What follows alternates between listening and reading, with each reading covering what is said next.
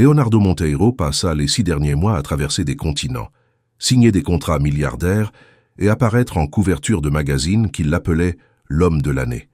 Mais cette nuit pluvieuse, tandis que l'avion fendait les nuages en direction de São Paulo, aucune conquête ne semblait avoir d'importance. Il y avait un poids étrange dans sa poitrine, une sensation amère qu'il ne parvenait pas à expliquer, comme si quelque chose était en train de se briser dans sa propre maison, pendant qu'il souriait devant les caméras à l'autre bout du monde. Sans prévenir personne, il annula la dernière réunion à Dubaï et embarqua plus tôt que prévu. Il voulait faire une surprise à Helena, sa femme. Cela faisait des années qu'il n'arrivait plus sans protocole, sans chauffeur, sans secrétaire pour tout organiser. Il voulait aussi voir Clara, sa fille de 17 ans. Ces derniers temps, leur conversation s'était réduite à de courts messages et à des appels interrompus par des engagements. Lorsqu'il sortit de l'aéroport, il demanda une voiture ordinaire par application. Le chauffeur le reconnut dans le rétroviseur, mais Leonardo se contenta de sourire discrètement et baissa un peu plus sa casquette. En chemin, il demanda à s'arrêter dans une fleuristerie ouverte 24 heures sur 24. Il acheta des lys blancs et des roses rouges, les fleurs préférées d'Helena durant les premières années de leur mariage. Pendant que la voiture avançait sur les avenues mouillées des jardins, Leonardo observait la ville défiler par la fenêtre et pensait au nombre de fois où il avait choisi des réunions au lieu de dîner en famille. Combien de présentations importantes avaient pris la place des anniversaires et des dimanches ordinaires. Quand le véhicule tourna au coin du manoir, il trouva immédiatement cela étrange. Toutes les lumières étaient allumées. Des voitures luxueuses occupaient l'entrée principale. Une musique élégante sortait par les fenêtres ouvertes. Des rires résonnaient dans le jardin illuminé. Leonardo fronça les sourcils. Helena n'avait mentionné aucune fête. Il paya le chauffeur, prit sa valise et décida d'entrer par l'arrière, par l'entrée de service utilisée par les employés. Il ne voulait pas être annoncé. Il voulait d'abord comprendre ce qui se passait dans cette maison. Il ouvrit la petite porte latérale avec sa propre clé. Le couloir de la cuisine était vide, mais le bruit de la célébration venait fortement du grand salon. Les verres tintaient. Les gens portèrent des toasts. Un groupe jouait du jazz en direct. Leonardo marcha lentement, tenant le bouquet, jusqu'à ce qu'il entende des pas rapides venir vers lui. C'était Rosa. La gouvernante de la maison travaillait pour la famille depuis plus de 15 ans, toujours discrète, silencieuse, presque invisible dans le fonctionnement parfait du manoir. Mais lorsqu'elle vit Leonardo debout là, elle pâlit complètement. Le plateau qu'elle portait glissa de ses mains et tomba au sol avec un bruit sourd. « Donna Rosa ?» demanda Leonardo confus. Avant qu'il puisse dire quoi que ce soit, elle traversa rapidement le couloir et posa la main sur sa bouche. « Silence, monsieur !»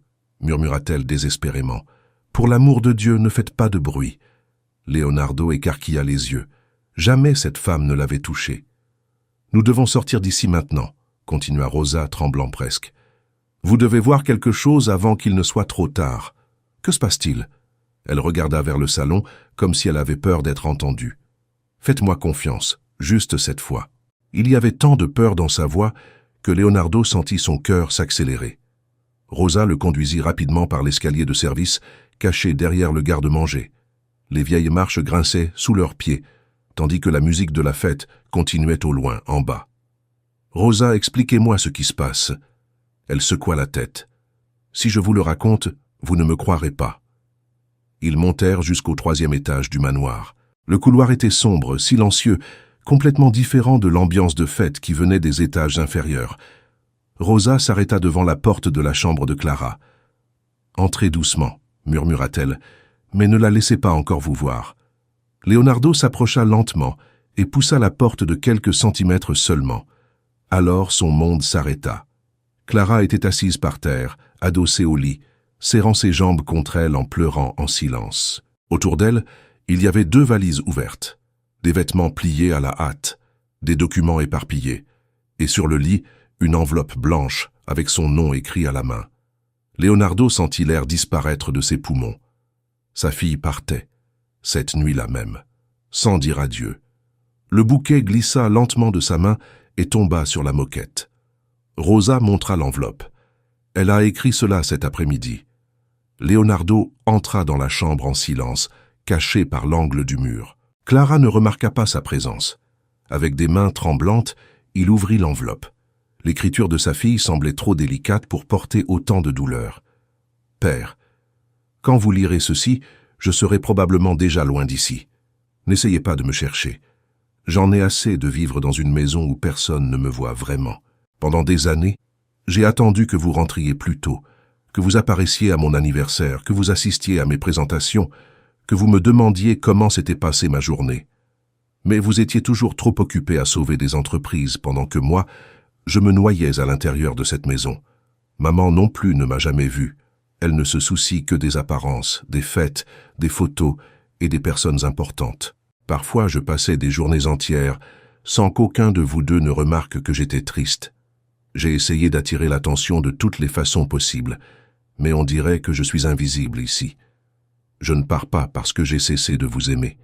Je pars parce que j'ai besoin de découvrir si j'existe en dehors de cette maison. Je vous aime, papa. J'aurais seulement voulu que vous vous en rendiez compte avant. Clara. Leonardo termina de lire sans parvenir à respirer correctement. Les larmes commencèrent à tomber sur le papier. Tout autour de lui semblait s'effondrer en silence. « Mon Dieu !» murmura-t-il. Rosa essuya discrètement ses propres yeux. « Ce n'est pas tout, monsieur. » Leonardo se tourna lentement vers elle. « Qu'est-ce qu'il peut y avoir de plus que cela ?» Rosa hésita quelques secondes, puis elle dit « Depuis des années, quelqu'un détruit votre relation avec votre fille. » Leonardo fronça les sourcils. « Que voulez-vous dire ? Venez avec moi. » Elle le conduisit jusqu'à la petite chambre où elle dormait dans l'espace réservé aux employés. C'était un endroit simple, petit, organisé avec un soin extrême. Sur la commode, il y avait la photo d'un jeune homme souriant. Rosa s'agenouilla près du lit et tira une vieille boîte cachée sous le matelas. Elle mit la boîte dans les mains de Leonardo. « Ouvrez. » À l'intérieur, il y avait des dizaines de lettres, des dessins d'enfants, des billets, de petits cadeaux encore emballés. Leonardo prit le premier dessin. C'était Clara enfant, les dessinant tous les deux main dans la main devant un immense soleil. En dessous, il était écrit « Papa, tu me manques ». Il sentit sa poitrine se serrer. « Elle l'a fait pour la fête des pères », expliqua Rosa doucement. Donna Elena a ordonné de le jeter. Leonardo leva lentement les yeux. « Quoi ?» Elle disait que cela ne vous intéressait pas, que vous n'aviez pas de temps pour ces choses-là. Leonardo ouvrit une autre lettre, puis une autre, et encore une autre. Chacune était une demande d'amour qui n'était jamais arrivée jusqu'à lui, des récitals dont il n'avait jamais su l'existence, des dessins qu'il n'avait jamais reçus, des lettres qu'il n'avait jamais lues, des années entières volées en silence. Puis Leonardo trouva un petit collier argenté au fond de la boîte. Il le reconnut immédiatement. C'était le collier de sa mère, un héritage familial qu'il avait donné à Clara lorsqu'elle était petite. « Elena m'a dit que Clara l'avait perdu dans un hôtel à Paris, » dit-il confus. Rosa baissa les yeux. Elle a menti. Leonardo resta immobile. Son cœur battait de plus en plus fort. Puis des pas résonnèrent dans le couloir. Des voix. L'une d'elles était celle d'Elena. L'autre glaça son sang. Ricardo Vasconcelos, son meilleur ami, son associé depuis presque 20 ans. Rosa éteignit rapidement la lumière de la chambre. « Ne faites pas de bruit », murmura-t-elle. Les voix s'arrêtèrent de l'autre côté de la porte, et Leonardo entendit quelque chose qui détruirait tout ce qu'il croyait sur sa propre vie. Leonardo resta immobile dans l'obscurité de la chambre de Rosa, tandis que les pas s'arrêtèrent dehors. Son cœur battait si fort qu'il semblait impossible qu'Elena et Ricardo ne puissent pas l'entendre. Par la fente de la porte, on pouvait voir une partie du couloir éclairé. « Tu dois garder ton calme », dit Ricardo à voix basse. Elena laissa échapper un rire court et froid. « Le calme est la seule chose que j'ai eue toutes ces années. » Leonardo sentit son estomac se retourner. Jamais il n'avait entendu ce ton venant de la femme avec qui il avait partagé presque 20 ans de mariage. « Les documents sont-ils déjà prêts ?» demanda Elena. « Tous », répondit Ricardo. « Dès que Leonardo signera le renouvellement en Europe, les actions passeront automatiquement à la holding. Quand il s'en rendra compte, il n'aura plus le contrôle de rien. » Leonardo ferma les yeux un instant. Ses mains commencèrent à trembler. « Et Clara ?» demanda encore Elena. « Elle est la pièce la plus facile du jeu », répondit Ricardo avec une cruauté tranquille. « Une adolescente émotionnellement fragilisée, un père absent, un historique d'isolement. Nous avons déjà les rapports nécessaires. Leonardo sentit le sang quitter son visage. Des rapports? Demanda Elena. Les expertises psychologiques. Quand Leonardo perdra l'entreprise, nous invoquerons son incapacité émotionnelle à s'occuper de sa fille. Clara restera avec toi. Elle est étrange ces derniers temps, murmura Elena. J'ai peur qu'elle fasse quelque chose de grave. C'est pour cela que nous devons agir vite. Leonardo s'appuya au mur pour ne pas tomber. Il n'était pas seulement en train de voler son entreprise, il préparait un plan pour lui enlever Clara. Les pas s'éloignèrent lentement dans le couloir. La porte d'une des chambres se referma. Le silence revint. Rosa ralluma la lumière. Leonardo était pâle, les yeux fixés dans le vide. « Monsieur, respirez. » Il sortit son téléphone de sa poche. 23 appels manqués. Tous du téléphone fixe de la maison. « J'ai essayé de vous prévenir, » dit Rosa tout bas.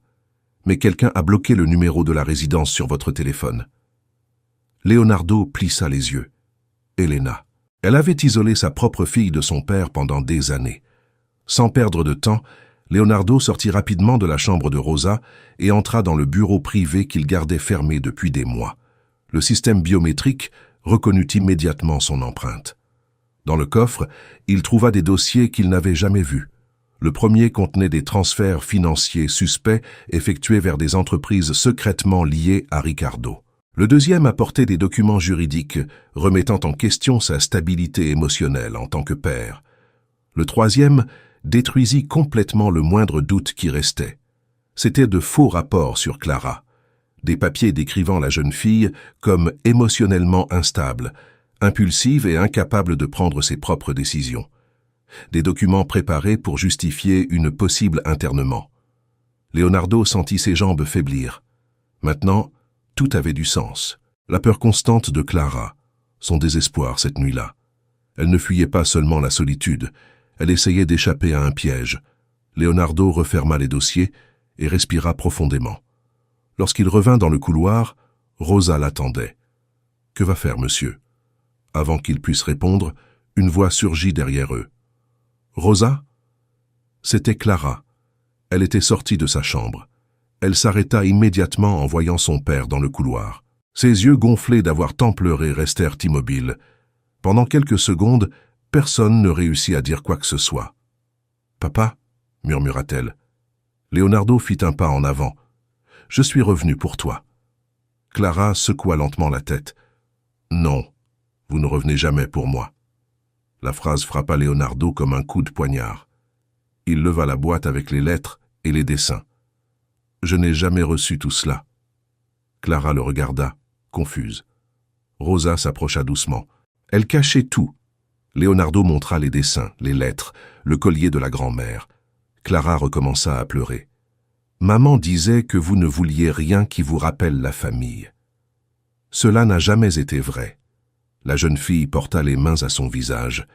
Des années de douleur commençaient à s'effondrer devant elle. Alors Clara marcha jusqu'au panneau latéral de la chambre et retira un petit carnet noir caché derrière le meuble. « J'ai commencé à tout écrire il y a longtemps, » dit-elle.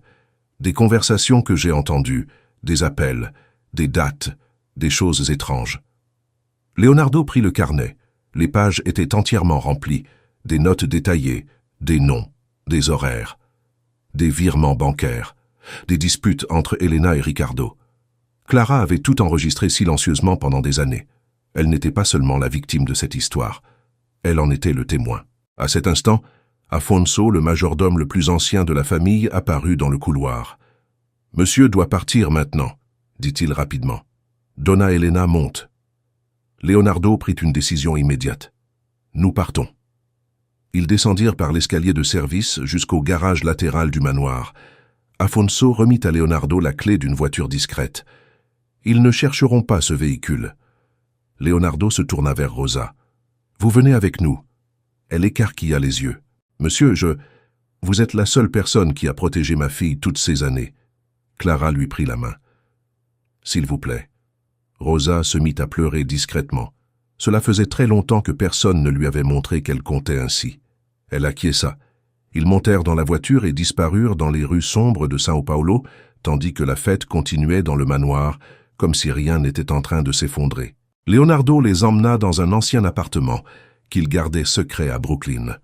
Un endroit simple, acheté des années plus tôt pour échapper discrètement à la pression des affaires. Clara s'endormit sur le canapé peu après leur arrivée. Toujours serrant le collier de sa grand-mère contre elle, Rosa resta assise en silence près de la fenêtre. Leonardo prépara du café pour eux deux. Il y avait beaucoup de questions qui brûlaient en lui. « Rosa, pourquoi avez-vous fait tout cela pour nous ?» Elle resta silencieuse quelques secondes avant de répondre. « Parce que j'avais une dette envers votre père. » Leonardo fronça les sourcils. « Mon père ?» Rosa acquiesça lentement. « Il y a longtemps, j'avais un mari très malade et un petit garçon. Nous n'avions pas d'argent pour le traitement. » Elle regarda ses propres mains. « Votre père est apparu dans notre vie quand plus personne ne voulait nous aider. » Leonardo écouta en silence. « Il a payé les hôpitaux, les médicaments, la nourriture. Il n'a jamais laissé manquer quoi que ce soit, et il n'a jamais permis que quelqu'un le sache. » Une larme coula sur son visage. « Aux funérailles de mon mari, votre père m'a demandé une chose. »« Quoi ?»« De prendre soin de vous si un jour vous étiez entouré de mauvaises personnes sans vous en rendre compte. » Leonardo resta immobile. Il savait ? Peut-être qu'il le sentait. Votre père comprenait beaucoup les gens. Rosa inspira profondément. Des années plus tard, j'ai entendu des rumeurs sur Elena et Ricardo. J'ai réussi à obtenir un emploi dans le manoir, et j'ai commencé à observer. Leonardo passa la main sur ses yeux fatigués. Tout semblait impossible. Mais il y avait encore quelque chose d'étrange. Quelque chose qu'Afonso avait dit avant la fuite. Il a parlé d'un nom dans le carnet de Clara, dit Leonardo. Qui est Gabriel? Rosa resta silencieuse.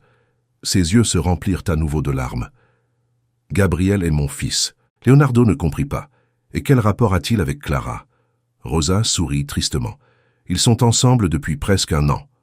Leonardo sentit le monde s'arrêter un instant. Quoi? Clara a rencontré Gabriel à la faculté. Elle ne l'a jamais dit parce qu'elle savait qu'Elena ne l'accepterait jamais. Leonardo regarda sa fille endormie. Pour la première fois depuis longtemps, il réalisa combien de parties de sa vie il ignorait complètement. À ce moment-là, la sonnette retentit. Tous 3 sursautèrent immédiatement. Leonardo s'approcha prudemment de la porte et regarda par le judas. Dehors se trouvait un jeune homme avec un sac de livreur, les cheveux mouillés par la pluie, le souffle accéléré, et un téléphone à la main. C'était Gabriel. Dès qu'il entra dans l'appartement, il montra le message qu'il avait reçu quelques minutes plus tôt. « Si tu veux sauver Clara, va maintenant à cette adresse. Son père est dangereux. » Leonardo reconnut immédiatement le poison derrière ce message. Ricardo essayait encore de tout manipuler. Gabriel regarda Rosa, complètement confus. « Maman, que se passe-t-il » Alors toutes les vérités commencèrent à apparaître d'un seul coup. Rosa raconta l'histoire d'Eduardo Monteiro, la promesse faite des années plus tôt. Elena, Ricardo, Clara. Gabriel écouta tout en silence. Et peu avant l'aube, Leonardo prit la décision la plus importante de sa vie. Cette fois, il ne protégerait pas des entreprises. Il ne protégerait pas un patrimoine. Il protégerait sa fille. À l'aube, Leonardo chercha un avocat de confiance. Avec le carnet de Clara, les dossiers du coffre et le témoignage de Rosa, il réussit à empêcher les transferts et à exposer Ricardo. Elena fut éloignée de sa fille et obligée de répondre de tout ce qu'elle avait fait. Des mois plus tard, Clara recommença à sourire. Gabriel resta à ses côtés, sans précipitation, sans intérêt, seulement avec un amour véritable. Rosa cessa d'être invisible dans cette maison et devint une famille, et Leonardo comprit qu'aucune fortune ne compense une absence. Cette nuit-là, il perdit ses illusions, mais il retrouva sa fille pour toujours.